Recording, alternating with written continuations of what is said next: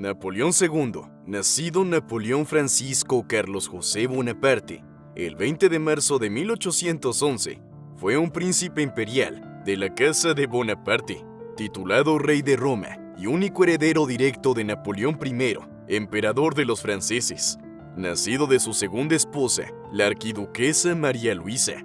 Con el exilio y la muerte de su padre, el niño se educó en una fuerte aureola de renacimiento del gran imperio francés, pero su vida fue cercada y podada en favor del mantenimiento de la paz instaurada en el Congreso de Viena. El gran amor de la vida de Napoleón Bonaparte fue Josefina Beauharnais. Su segundo matrimonio con María Luisa de Austria no fue más que una treta para obtener el heredero que Josefina no podía darle. En 1810, el emperador tuvo un hijo, Alejandro, fruto de sus amores con la condesa polaca, María Walewska, pero fue registrado como hijo del marido de la condesa. Por otra parte, al heredero imperial le convenía estar vinculado a una poderosa casa real. Así, tras divorciarse de Josefina, el emperador eligió como esposa a la archiduquesa María Luisa, hija del emperador de Austria, Francisco I. Francia rechazó el nuevo matrimonio de Napoleón. De nuevo, una reina austríaca sería rechazada, y el pueblo tenía diferentes razones para rechazar la unión. El clero francés no aprobaba el divorcio del emperador. Para los republicanos, María Luisa no era más que la sobrina de la austríaca María Antonieta, la odiada reina guillotinada. Los monárquicos desaprobaban un matrimonio que daba cierta legitimidad dinástica a la familia Bonaparte, y las personas más próximas al emperador se declararon decididas partidarias de Josefina. Pero Napoleón estaba contento con su matrimonio. Hacía tiempo que buscaba ser aceptado entre las grandes casas dinásticas de Europa, y María Luisa era su puente. Sin embargo, la mayor parte de las resistencias desaparecieron el 20 de marzo de 1811, cuando nació el primer hijo de la pareja en las Tullerías. Napoleón tenía por fin un heredero. El Senado francés concedió al recién nacido el título de Rey de Roma. Si hubiera sido niña, el título habría sido el de Princesa de Venecia. Este título se añadió al de Príncipe Imperial en virtud de la Constitución napoleónica. El niño nació pesando 4 kilos y su madre sufrió mucho para tenerlo. Una legión de enfermeras, tutores e instructores militares se encargaría de supervisar su formación. A pesar de la innegable rigidez del protocolo en la corte austríaca, ahí no recibiría tanta atención. En Austria, el niño tendría más contacto entre padres e hijos. María Luisa escribió a su madre: «Estoy segura de que habría podido disfrutar mucho más de mi hijo en Viena». En mayo de 1812, cuando el emperador inició la campaña de Rusia, María Luisa le acompañó a Dresde, pero el niño permaneció en París. Era el principio del fin del imperio. París fue ocupada en marzo de 1814, pocos meses después de la derrota francesa en Leipzig. En abril, Napoleón fue depuesto por el Senado y por consejo de sus mariscales abdicó en favor de su hijo. La última vez que el pequeño Napoleón vio a su padre fue el 24 de enero de 1814. Aún no había cumplido los 3 años. El rey de Roma se convirtió en Napoleón II, un título efímero, ya que 8 días después se firmó el Tratado de Fontainebleau entre Napoleón y los representantes de las 3 monarquías de la Santa Alianza, Austria, Rusia y Prusia. Cuando Napoleón fue derrotado en Waterloo, la coalición aliada de vencedores rechazó el gobierno del joven Bonaparte, pero no antes de que el muchacho ostentara oficialmente el título de Emperador Napoleón II. Entre el 22 de junio y el 7 de julio de 1815, considerado uno de los reinados más cortos de la historia, en la primera abdicación, Napoleón había renunciado a la soberanía sobre sus dominios, tanto para él como para su familia, mientras que a María Luisa se le concedían los ducados italianos de Parma, Piacenza y Guastalla, que en el futuro heredaría el rey de Roma.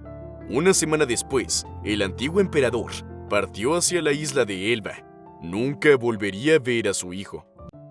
Meses antes, Napoleón había escrito a su hermano José que prefería ver muerto a su hijo antes que convertirse en príncipe austriaco. Sin embargo, cuando el padre partió finalmente al exilio, obligó a su esposa a escribir una carta a Francisco I de Austria, solicitando protección para ella y su hijo. Al menos esta vez, Francisco I no le negó su ayuda. María Luisa y el niño partieron hacia Viena. Inmediatamente, bajo el mando del canciller Metternich, se puso en marcha una meticulosa operación que temía su padre. Estaba destinada a convertir a Napoleón II en archiduque vienés. Empezó por hacerle olvidar su nombre de pila, para rebautizarlo como Francisco, como su abuelo, y al cabo de 7 años, le dio el título de duque de Reichstadt, para evitar cualquier referencia a su anterior condición de príncipe imperial francés.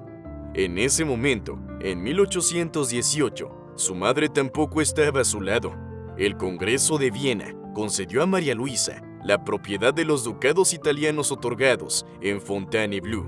María Luisa, sin el conocimiento de su hijo, formó una familia con su amante austriaco, el conde von Neper, y visitó Viena en contadas ocasiones. Napoleón II solo vio a María Luisa 4 veces desde que partió hacia Parma hasta junio de 1826. Ni siquiera durante el breve letargo imperial de los 100 días, cuando Napoleón de Elba regresó a Francia, María Luisa se planteó volver a París. Napoleón fue pronto derrotado en Waterloo y exiliado a la isla de Santa Elena, donde murió en 1821. Así, el duque de Reichstadt creció prácticamente huérfano de padre y madre, cuya presencia fue exclusivamente epistolar. Su soledad se vio compensada por la especial predilección de su abuelo Francisco I. El emperador austríaco tuvo que hacer frente a amenazas de secuestro o asesinato. Se dice que Napoleón ofreció una suma considerable a quien le llevara a su hijo. Los austríacos temían que los criados franceses del niño lo disfrazaran de niña. Tenía unos preciosos rizos rubios y se lo llevaran. Mientras tanto, los absolutistas franceses proclamaron que había que tener preparada una soga para el niño. Ofrecían una recompensa considerable a quien lo asesinara. El muchacho no se parecía en nada a su padre, pero las potencias aliadas veían al joven Napoleón como un enemigo potencial para la Europa de la Restauración. Podía revivir el sueño del imperio napoleónico. Era necesario controlarle, vigilarle y extinguirle, de lo que se encargó el canciller Metternich. En Francia, para los bonapartistas, Napoleón II se convirtió en el símbolo de las libertades secuestradas por el absolutismo. Muchos autores afirman que el fervor napoleónico que condujo a la creación del Segundo Imperio tuvo su origen en la leyenda que rodeó en Francia la figura del duque Reichstadt. Francisco no fue educado para odiar a su padre, pero sí para considerarlo un soldado rico que devastó Europa y arruinó a su país. Francisco sentía una curiosidad natural por Napoleón, pero no recibió muchos detalles sobre la carrera de su padre hasta después de la muerte de Napoleón en 1821. Aún así, Francisco consiguió reunir bastante información.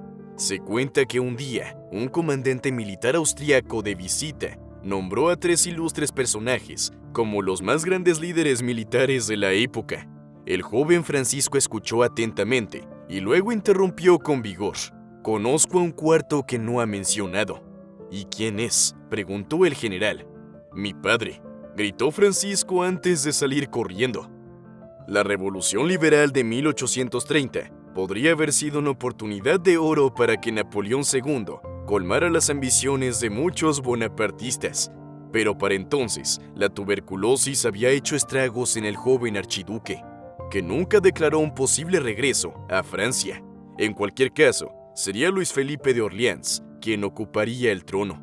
Aunque solitario, Francisco no sufrió privaciones. Era muy querido por la familia imperial austriaca, incluidos Francisco y su cuarta esposa, Carolina Augusta, que le trataban como a un hijo. Durante las comidas, Francisco se sentaba junto al emperador. A menudo le visitaba en su estudio. Se aseguró de que el niño recibiera una educación de primera bajo la supervisión de su gobernador, Maurice Dietrichstein. Aunque no era el más aplicado de los alumnos, Francisco era inteligente, curioso y vivaz, y según todos los indicios, encantador cuando quería. Dietrichstein escribió: «Nada es más seductor que su rostro y su conversación. cuando quiere ser agradable. Francisco se hizo muy amigo de la princesa Sofía de Baviera, esposa de su tío Francisco Carlos. Su hijo mayor, Francisco José, se convirtió en emperador de Austria y su segundo hijo, Maximiliano, en emperador de México. Se rumoreó que tuvieron una aventura y que Maximiliano era hijo de Francisco, aunque esto es poco probable. Francisco se interesó por ser soldado desde muy joven. Una vez alcanzada la edad suficiente, inició una carrera militar. Desgraciadamente, esta carrera se vio interrumpida cuando Francisco contrajo una enfermedad que resultó ser tuberculosis. El terrible declive físico de un muchacho de apenas 19 años puso rápidamente en marcha la fábrica de rumores, y en las filas liberales francesas se le consideró una víctima más de las maquiavélicas intenciones de Metternich. La sospecha de que había sido envenenado fue apoyada años más tarde por varios autores, pero la ciencia médica actual lo niega. En la primavera de 1832, lo que parecía un catarro persistente atacó de nuevo al duque de Reichstadt. La rápida progresión de la enfermedad, una tuberculosis galopante, hizo que a principios de mayo el joven no fuera más que piel y huesos y apenas pudiera mantenerse en pie. Aunque descartó la posibilidad de envenenamiento, se culpó a Metternich de la precipitación con que se desarrollaron los acontecimientos. Durante varios años, María Luisa insistió en que se permitiera a su hijo viajar a Italia, convencida de que el suave clima mediterráneo fortalecería sus delicados pulmones. Pero el canciller siempre se negó. Temía lo que pudiera ocurrir si Napoleón II cruzaba la frontera austriaca. En su defensa, hay que argumentar que Metternich posiblemente no haya olvidado las palabras escritas por su eterno enemigo, Napoleón, antes de morir. Mi hijo debe pensar en vengar mi muerte en el exilio, pero también debe sacar provecho de ello, que dirija sus esfuerzos a reinar, que crezca todo lo que he sembrado. Napoleón debió darse cuenta de que Metternich estaba dispuesto a todo para salvar su ideal de monarquía absoluta. El 22 de julio de 1832, el duque de Reichstadt murió en Viena. Sin embargo, Napoleón II, hijo del águila imperial, siguió batiendo sus alas muchos años después, y no solo en sus aspiraciones bonapartistas, sino también en el escenario y en la literatura. Se dice que en sus últimos días dijo: «Debo poner fin a una vida inútil y sin nombre tan joven, mi nacimiento y mi muerte. Esa es toda mi historia». El joven Napoleón II no realizó su sueño bonapartista del retorno del Imperio francés. Su vida transcurrió en una semiprisión en Viena. Solo años más tarde, su primo, Carlos Luis Napoleón, realizaría el segundo imperio francés, gobernando como Napoleón III. Las cenizas de Napoleón II reposaron en la cripta imperial austriaca de la Iglesia de los Capuchinos de Viena hasta el 15 de diciembre de 1940, cuando fueron trasladadas al complejo de los Inválidos, nada menos que por Adolf Hitler, en un esfuerzo por reparar un agravio histórico y deseando caer en gracia a la Francia ocupada. Hitler ordenó que se abriera la cripta de los capuchinos en Viena, se tomaran los restos del hijo de Napoleón y se llevaran a París para que descansaran, junto con los de su padre, bajo la cúpula del antiguo hospital militar de los Inválidos. La ceremonia no se pareció en nada a la que tuvo lugar 100 años antes, cuando los restos de Napoleón Bonaparte fueron depositados en su tumba definitiva. Tal fue el triste destino de Napoleón II. No era más que una sombra de su poderoso padre, un destino que, frente al águila imperial, como era conocido el primer Bonaparte, solo le permitió ser el águila, apodo que le fue dado póstumamente.